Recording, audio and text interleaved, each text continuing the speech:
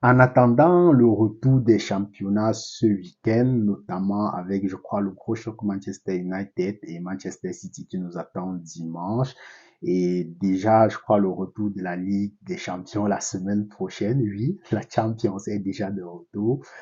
Si je ne me trompe pas, à partir de la semaine prochaine. On va un peu essayer de faire le point sur la trêve internationale qui vient de s'achever parce que beaucoup de choses se sont réellement passées. Il y a beaucoup de choses à se dire. Et dans cette vidéo, je vais me concentrer particulièrement sur la zone Afrique. Et peut-être si tout se passe bien, je ferai une autre vidéo dans la journée sur la zone euh, Amérique du Sud et la zone Europe aussi, pourquoi pas.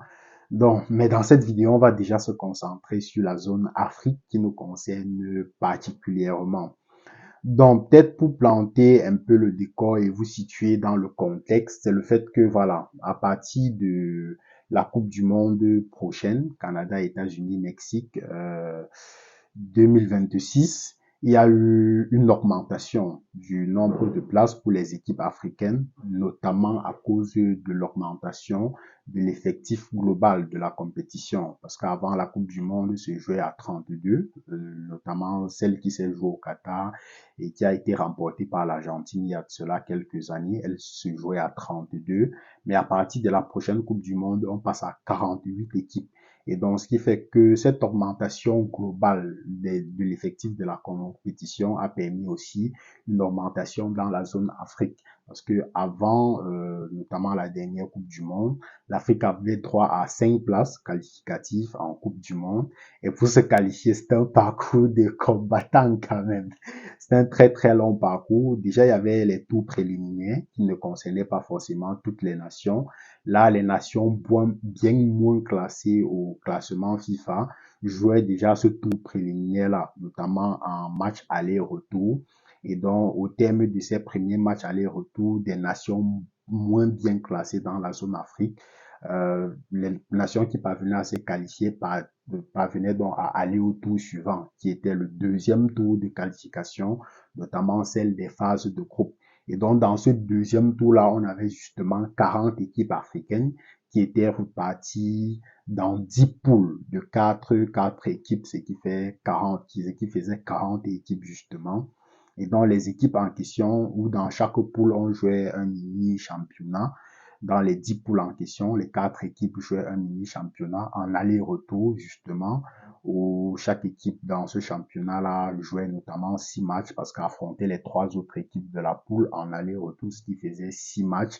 Et au terme donc justement de cette phase de groupe-là, les 10 premiers de chaque poule partaient donc justement au tour suivant, notamment le troisième tour où ils jouaient les playoffs. Ça veut dire quand on sortait justement de la phase de groupe, on avait 10 équipes qui ont terminé premiers de leur groupe et dont les 10 équipes en question maintenant s'affrontaient en playoff. Donc en playoff, c'était des matchs aller-retour, donc on faisait un tirage au sort et les 10 équipes s'affrontaient en aller-retour, donc 5 matchs aller-retour.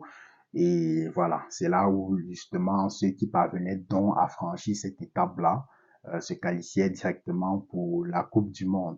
Et donc, quand on parle de ça naturellement, on ne peut ne pas penser à Blida 2022, avec Karl Toko et Kambi qui a climatisé Blida, ce qui, depuis lors, a donné une certaine migraine aux Algériens. Donc c'était quand même un chemin, un parcours de combattant parce que on était sûr dans la phase des playoffs qu'il y avait au moins plusieurs gros qui devaient rester. Parce que les playoffs, c'était généralement avec le tirage, voilà, tu pouvais dans la phase de groupe tomber dans un groupe où les équipes ne sont peut-être pas très fortes et voilà, si tu es le meilleur, tu te qualifies. Mais dans la phase des playoffs où les 10 équipes s'affrontaient justement en match aller-retour, on était sûr qu'un gros devait rester. On était sûr qu'un gros au moins devait rester. Donc, je prends le cas justement de Guida avec Carl Topé Kambi pour un peu mieux illustrer pour que vous puissiez bien comprendre de quoi il était question. Donc ça, c'était jusqu'à la dernière Coupe du Monde qui s'est déroulée au Qatar en 2022. Après cela, donc, la FIFA a décidé de passer de 32 à 48 équipes. Et cette augmentation globale de l'effectif de la compétition a aussi permis une augmentation dans les différentes zones FIFA.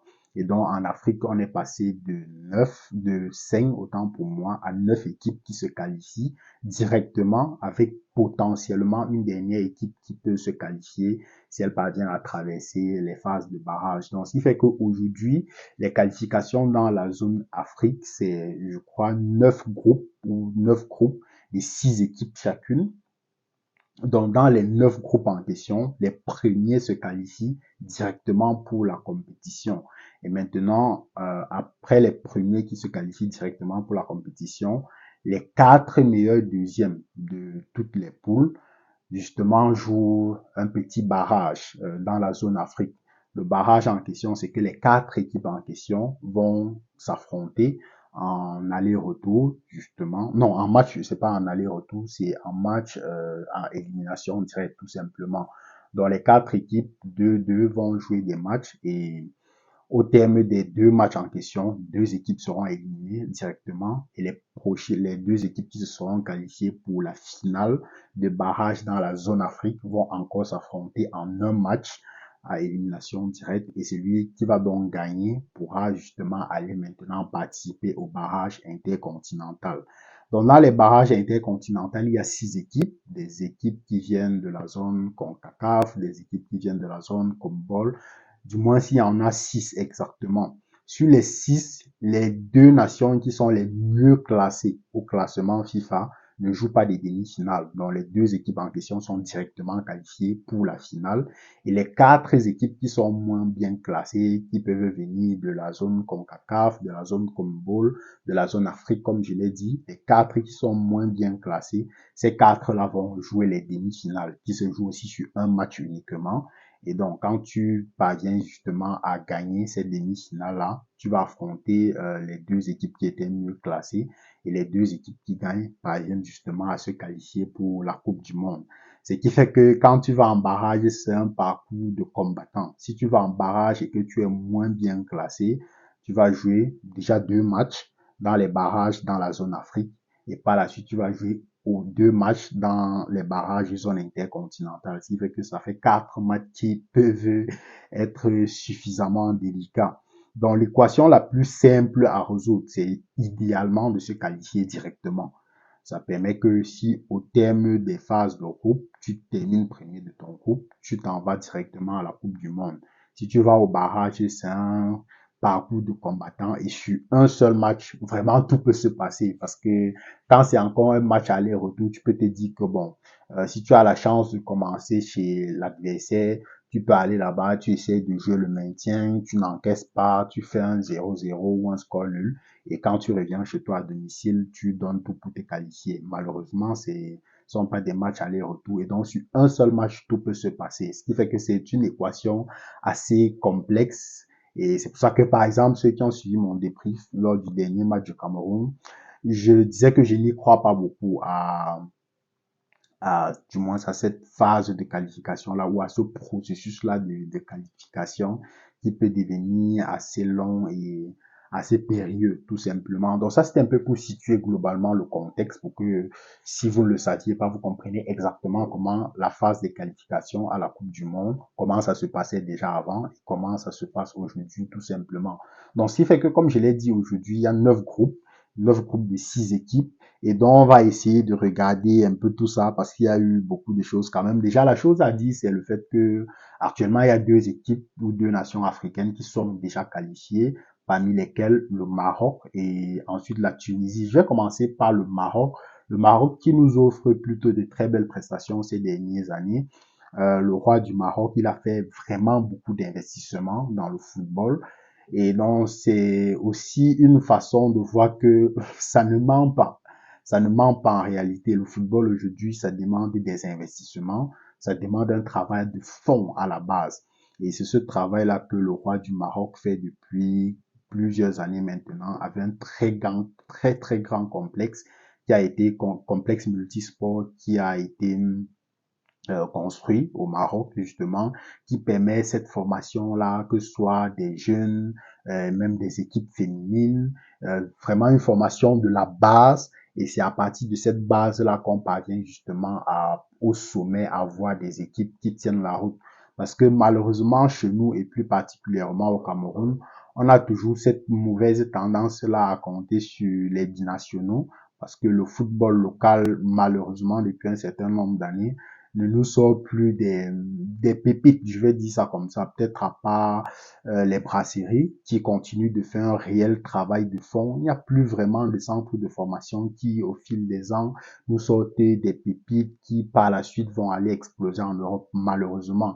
Et le cas du Maroc, c'est un cas qui devrait parler en principe à toutes les nations africaines avec ce travail d'investissement-là à la base qui permet justement de former les jeunes, de détecter très rapidement les talents, de leur donner un cadre de vie pour se former, pour progresser et peut-être plus tard aller briller ailleurs. À côté, après cette étape justement, c'est l'étape des championnats locaux. Le championnat local qui doit avoir un certain sens, qui doit pouvoir avoir un certain niveau qui soit suffisamment relevé pour permettre justement à ceux qui, même s'ils n'ont pas la chance d'aller briller en Europe sur le plan local, de pouvoir avoir des performances qui tiennent la route. Et c'est pour ça que depuis quelques années, le Maroc excelle vraiment, que ce soit déjà lors de la dernière Coupe du Monde, et ce n'est même pas seulement l'équipe masculine, que ce soit par exemple au tour récent CHAN, où le Maroc sort vainqueur face à Madagascar, si je ne me trompe pas.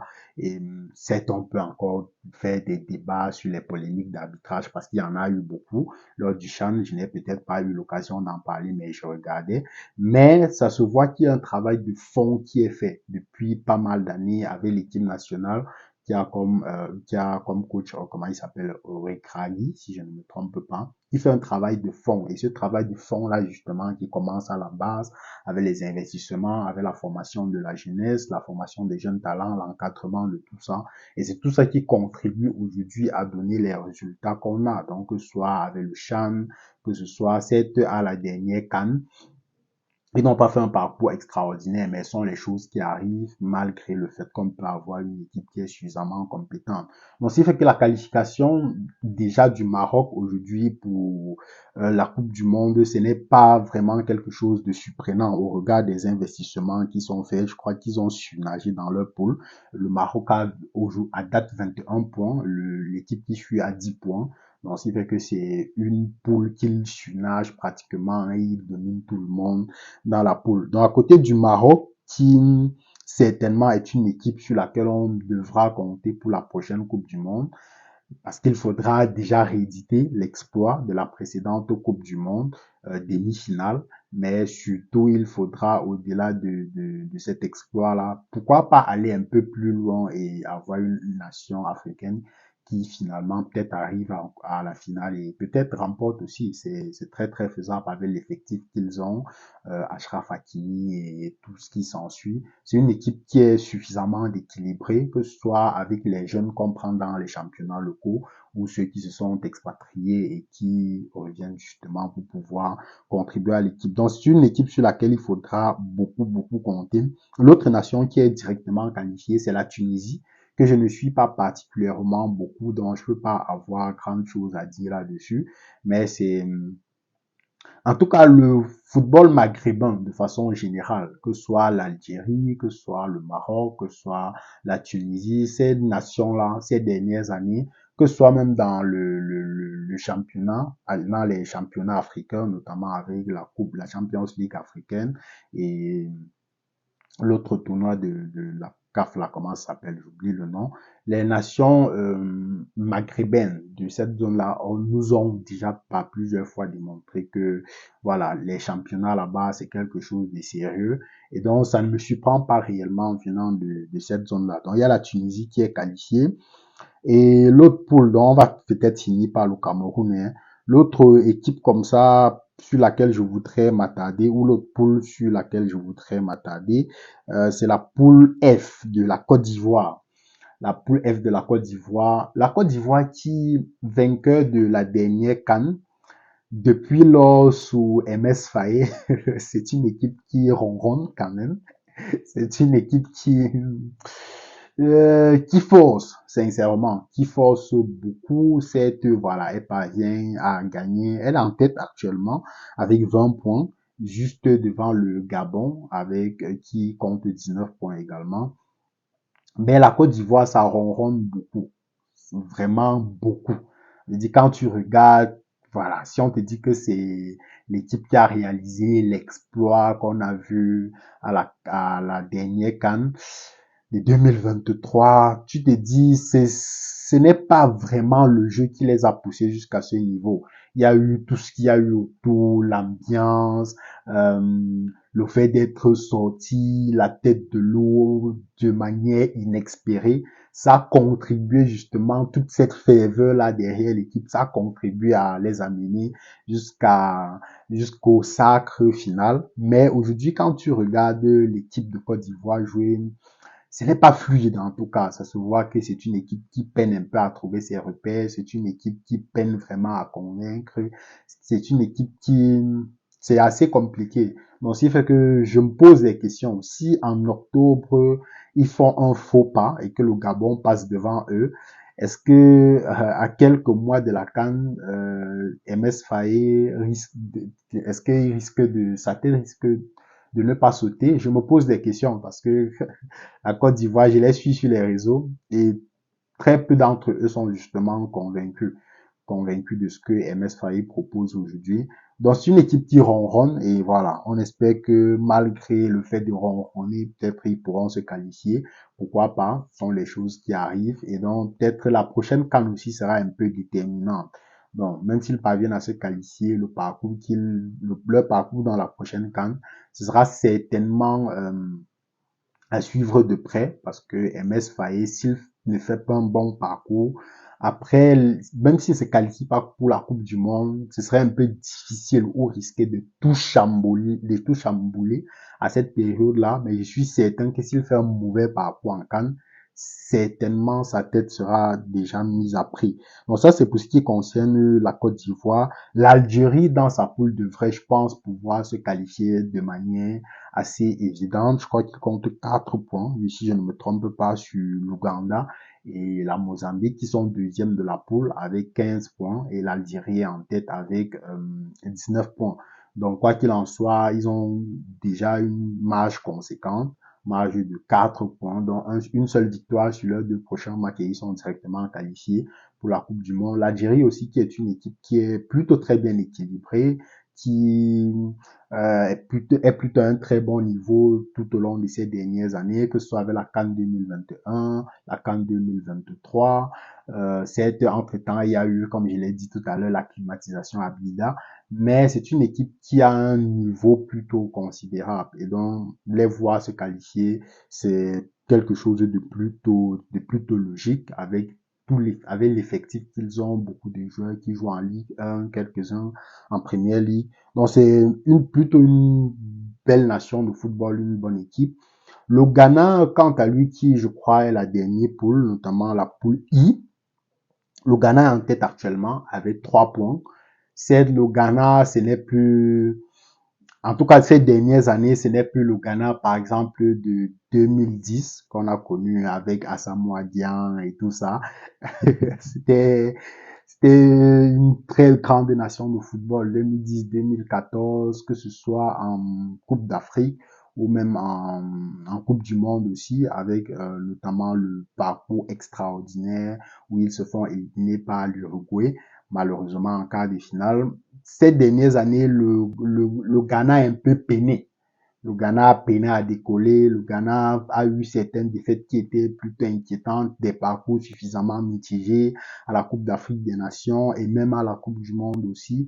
Donc, alors qu'ils ont plutôt un très bon effectif, lorsqu'on pense par exemple à Kudus, qui a signé à Tottenham tout récemment, lorsqu'on pense à leur défenseur si costaud comme ça, qui joue à Wolverhampton, comment j'oublie son nom.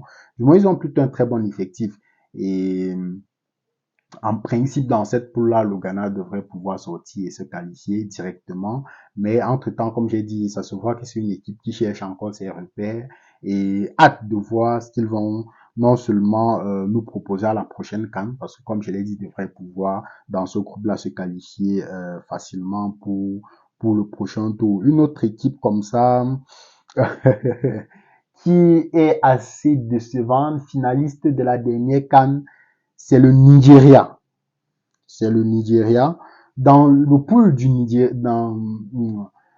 qu'est-ce que je dis? Dans la poule du Nigeria, moi, au départ, je me serais attendu à ce qu'ils sortent de cette poule-là. Mais aujourd'hui, ils sont dans une situation plutôt très, très délicate, notamment troisième de la poule, si je ne me trompe pas. Attendez, je regarde rapidement. Le troisième de la poule avec 11 points, loin derrière l'Afrique du Sud, qui a, qui a 17 points. Et donc, très grand écart de 6 points qui est difficilement rattrapable. Sincèrement, je crois qu'il faut se l'avouer parce que même un match nul de l'Afrique du Sud, lors de l'un des prochains matchs, ils seront directement qualifiés si je ne me trompe pas. Non, pas directement, il faudrait qu'ils gagnent un de leurs matchs parce que juste derrière, il y a le Bénin qui a 14 points. Mais le Nigeria, je pense que c'est jusqu'ici la plus grosse déception de cette phase de qualification. Plus grosse déception après ou avant le Cameroun. Je sais pas où placer. En tant que Camerounais, forcément, le Cameroun, c'est la plus grosse déception jusqu'ici. Mais dans les faits, je pense que le Nigeria, c'est la plus grosse déception jusqu'ici. Parce que, comme je l'ai dit, finaliste de la précédente CAN, et il perd de 1-0 face à la Côte d'Ivoire sur un but de... sur une passe de... comment il s'appelle comment le nom m'échappe. Du moins, ils perdent un but à 0. Sur un but de Haller, Sébastien Haller, en fait, le nom me revient. Oh. Sur un but de Sébastien Haller, donc ce qui fait que sur une passe de Adengra, avec l'effectif qu'ils ont, Victor Osimhen qui explose les records en Turquie, Bassé qui fait de très belles prestations en Première Ligue avec Fulham, en tout cas, avec tout cet effectif-là, on se serait attendu à beaucoup mieux. Et là, ils ne sont même pas en phase de pouvoir se qualifier, peut-être même parmi les meilleurs deuxièmes. Donc, ce serait quand même une très, très grosse déception pour le Nigeria. Très, très, très, très grosse déception. Parce que, voilà, l'Afrique du Sud, pour le moment, c'est vrai que l'Afrique du Sud aussi, c'est une très belle nation de football. Mais je pense que dans cette équipe-là, la logique, si on se fie en tout cas aux statistiques, c'est vrai, l'Afrique du Sud a un très bon championnat. Ça, il ne faut pas se l'avouer. Ils n'ont pas beaucoup d'internationaux à l'extérieur, mais ils ont un championnat qui tient la route avec tous les investissements qui sont faits par le président de la CAF, Motsepe et tout ça. Ils ont un très, très, très, très bon championnat. Un coach aussi qui maîtrise plutôt très bien l'Afrique en ayant entraîné le Cameroun, par exemple, il y a de cela quelques années. Donc, le Nigeria, je pense, est la plus grosse déception de cette phase de qualification-là, parce que ils finiront même difficilement meilleur deuxième. Au terme de cette phase de poule, ils risquent directement d'être éliminés. Donc, certainement la plus grosse déception, l'Afrique du Sud qui domine cette poule et devrait certainement pouvoir se qualifier. Ça devient l'Afrique du Sud qui, toutes ces dernières années, quand même, nous a proposé plutôt de belles prestations. Donc, ça, ce qu'on peut dire sur cette poule-là et le Nigeria qui nous déçoit suffisamment.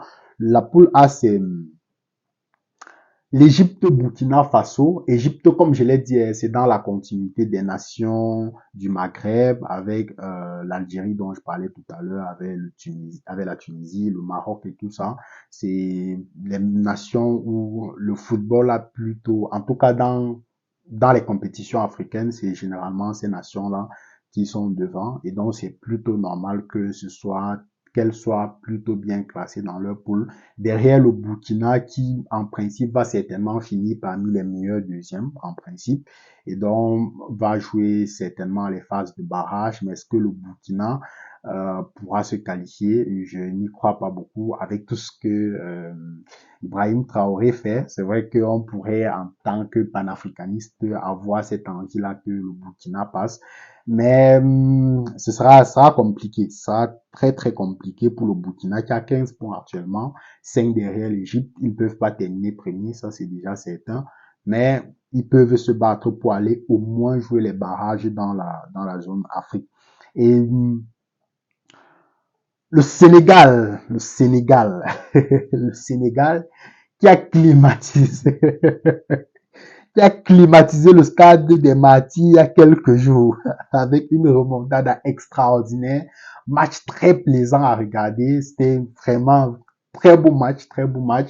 La RD Congo qui a ouvert le score, qui dominait même par un score de 2 buts à 0 à la première mi-temps, non pas à la première mi-temps, parce que juste avant la première mi-temps, le Sénégal entame sa phase de remontada. Et finalement, ils font la remontada et climatisent le stade des Martyrs en RD Congo devant quoi? C'est un stade, je crois, de plus de 60 000 spectateurs quand même. C'est énorme. Surtout que, voilà, le Congo, c'est, je crois, le quatrième pays le plus peuplé d'Afrique. Donc, c'est une équipe qui avait certainement beaucoup d'ambition de se qualifier pour la prochaine Coupe du Monde, mais avec la prestation du Sénégal au stade des Martyrs, je pense que ça compromet fortement leur chance. Et pour le Sénégal, ce n'est pas vraiment surprenant. Ce n'est pas vraiment surprenant. Déjà, avec les jeunes, lors du président Cham, par exemple, il propose déjà des choses intéressantes et toutes ces 6 ou 7 que le Sénégal est dans une certaine constance